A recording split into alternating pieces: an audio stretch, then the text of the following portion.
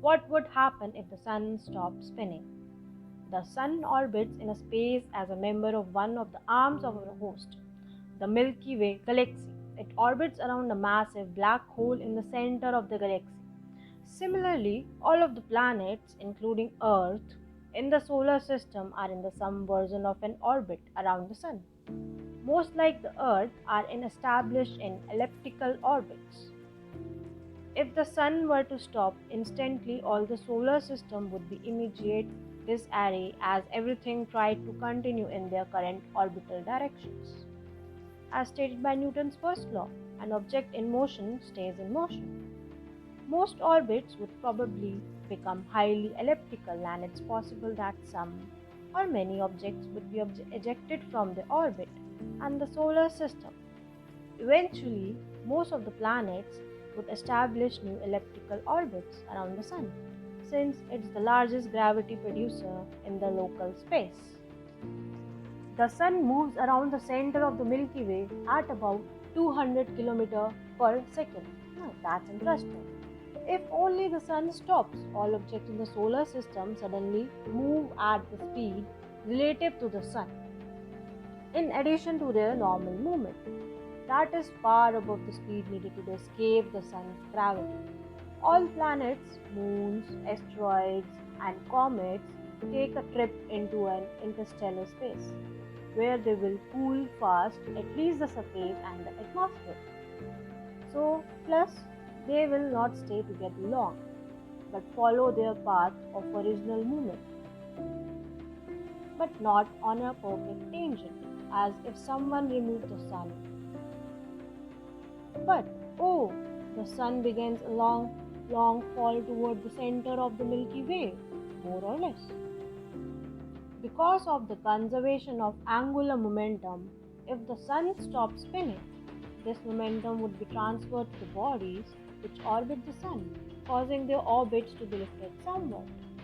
The sun, however, only contains less than 4% of the solar system's air, whereas Jupiter contains 60%. Therefore, although the Earth's orbit would rise somewhat, it wouldn't be very much. The most significant effect to Earth would be the nearly complete disappearance of the Sun's magnetic field, which is largely caused by the Sun's rotation. One effect would be the good in that dangerous solar flares driven by the magnetism would be much reduced. But the other effect would be bad, given that we would lose the protective umbrella that the sun's magnetic field provides us, reflecting as it does some of the radiation that bombards us from beyond the solar system. Of course, the sun isn't going to just stop spinning without a good reason, and no such reason exists or ever will. It would be theoretically impossible to stop the sun from rotating, as this rotation was responsible for formation of solar system some 4.45 billion years ago.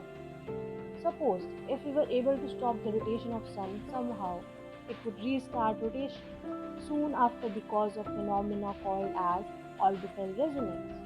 According to this phenomena, the planet's revolution around the sun would cause a kind of tidal effect on sun, resulting in its rotation about its axis, at least its towards surface.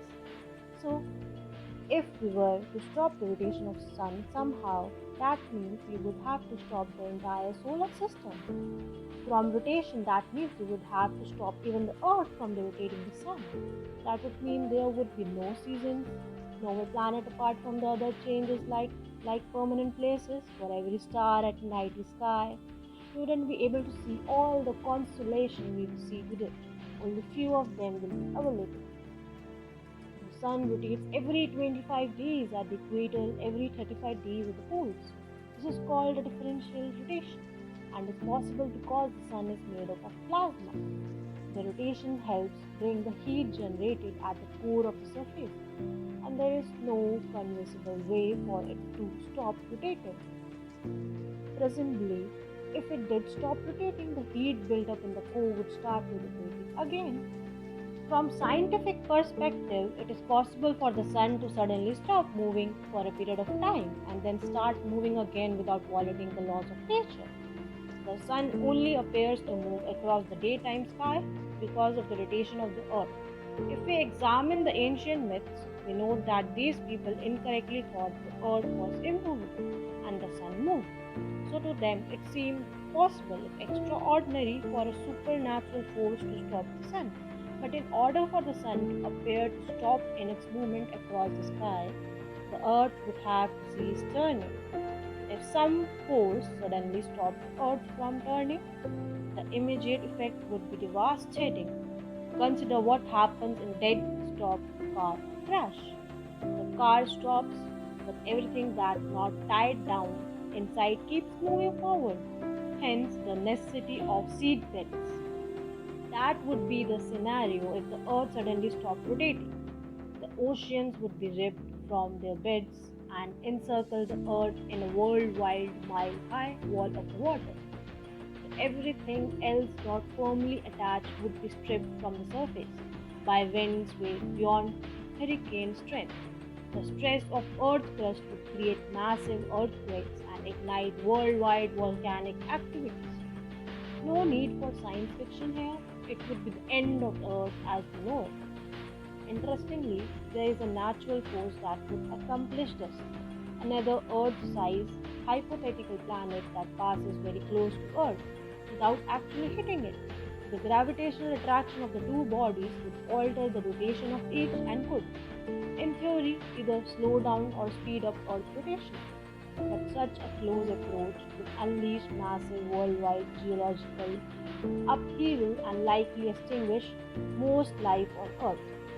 A glancing blow impact with another planet would have even graver consequences. Myths aside, it's happened before. Moon rocks brought back by the Apollo missions provide strong evidence that the moon was once part of the Earth. The evidence supports the hypothesis that billions of years ago, a planet at least as massive as Mars collided with the Earth, and in ensuing mayhem blasted off a portion that eventually coalesced into the moon.